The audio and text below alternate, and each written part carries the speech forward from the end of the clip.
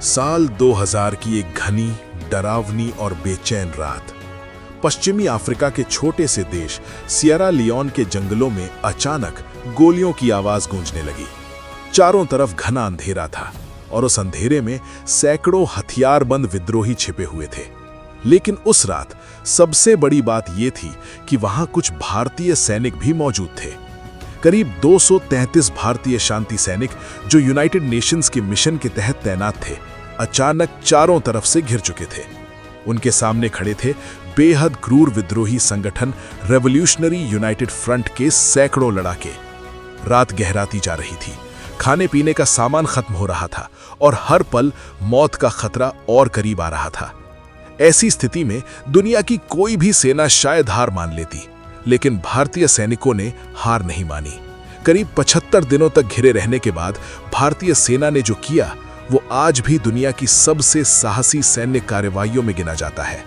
उस मिशन का नाम था ऑपरेशन खुकरी और ये कहानी है उस ऑपरेशन की जहां 233 भारतीय सैनिकों ने असंभव को संभव बना दिया।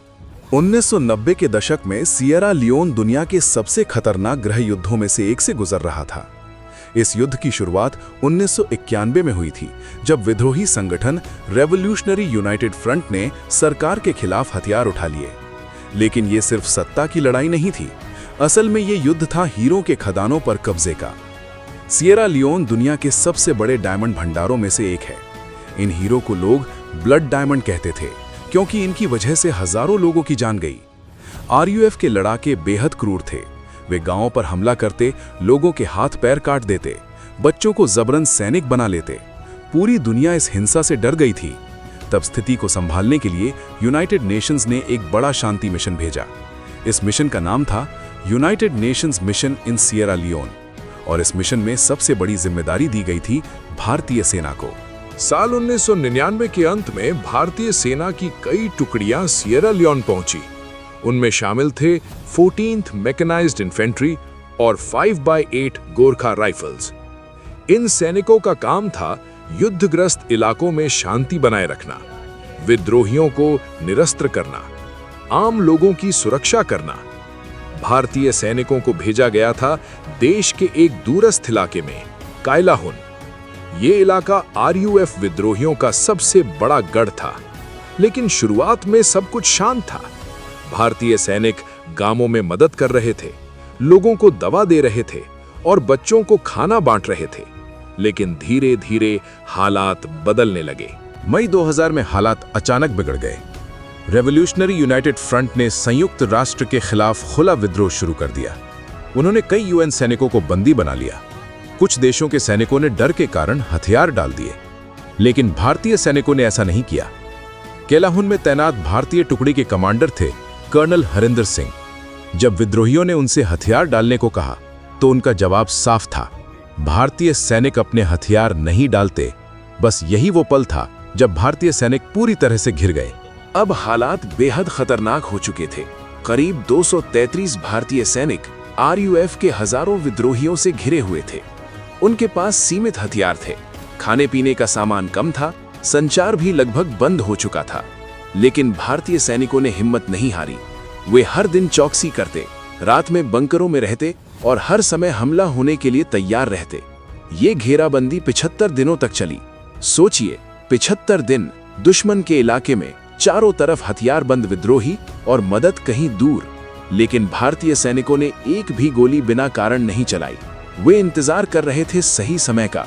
भारत में सेना के उच्च अधिकारी स्थिति को गंभीरता से देख रहे थे। दिल्ली में बैठकर भारतीय सेना ने एक बड़ा फैसला लिया। अगर जरूरत पड़ी तो सैनिकों को निकालने के लिए एक बड़ा सैन्य ऑपरेशन चलाया जाएगा। इस मिशन का नाम रखा गया ऑपरेशन खुकरी। इस ऑपरेशन में शामिल थे भारतीय सेना, भारतीय वायुसेना, ब्रिटिश सेना की मदद। यह मिशन बेहद खतरनाक था क्योंकि सैनिक दुश्मन के सबसे मजबूत इलाके में फंसे थे। ऑपरेशन खुकरी की योजना बहुत गुप्त तरीके से बनाई गई। इसमें दो बड़ी रणनीतियां थीं। बाहर से सैनिक हमला करेंगे और अंदर फंसे सैनिक खुद रास्ता बनाकर निकलेंगे। इस मिशन में शामिल हुआ भारतीय सेना का एक और महत्वपूर्ण अधिकारी, ब्रिगेडियर राजपाल पुनिया। उन्होंने पूरे मिशन का नेतृत्व किया। भारतीय सेना ने हेलीकॉप्टर, बख्तरबंद गाड़ियां और भारी हथियार तैयार कर लिए। अब बस सही समय का इंतजार था। जुलाई 2000 सुबह का समय। अचानक आसमान में हेलीकॉप्टरों की आवाज गूंजने लगी। भारतीय सेना ने ऑपरेशन शुरू कर दिया था। हेलीकॉप्टरों ने विद्रोहियों के ठिकानों पर हमला किया। इसी समय अंदर फंसे भारतीय सैनिकों ने भी हमला शुरू कर दिया। गोरखा सैनिकों ने अपने मशहूर हथियार खुखरी निकाल लिए। उनकी युद्ध घोष गूंज उठी, जय महाकाली, आयो गोरखाली। ये आवाज जंगलों में गूंजने लगी। अब असली युद्ध शुरू हो चुका था। भारतीय सैनिकों को लगभग 70 किलोमीटर दुश्मन के इलाके से निकलना था। रास्ते में लगातार हमले हो रहे थे, लेकिन भारतीय सेना ने अद्भुत साहस दिखाया। टैंक आगे बढ़ रहे थे, सैनिक जंगलों में लड़ रहे थे, हेलीकॉप्टर ऊपर से कवर दे रहे थे। धीरे धीरे रास्ता साफ होने लगा। करीब 48 घंटे की भीषण लड़ाई के बाद भारतीय सेना ने असंभव कर दिखाया। सभी 233 भारतीय सैनिक सुरक्षित बाहर निकाल लिए गए। ये दुनिया के इतिहास में सबसे सफल सैन्य बचाव अभियानों में से एक माना जाता है। इस ऑपरेशन के दौरान भारतीय सैनिकों ने जो साहस दिखाया, उसकी पूरी दुनिया में प्रशंसा हुई।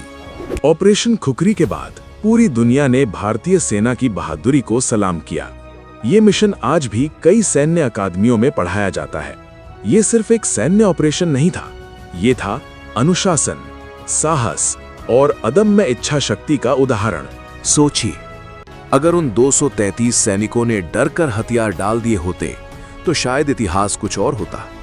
लेकिन उन्होंने हार नहीं मानी। उन्होंने दुनिया को दिखा दिया कि भारतीय सैनिक आखिरी सांस तक लड़ता है। ऑपरेशन खुखरी सिर्फ एक सैन्य मिशन नहीं था, ये एक संदेश था कि जब बात कर्तव्य की हो तो भारतीय सेना असंभव को भी संभव बना देती है। और शायद इसी कारण आज भी जब दुनिया के सबसे साहसी मिशनों की बात होती है तो एक नाम हमेशा लिया जाता है, ऑपरेशन खुखरी।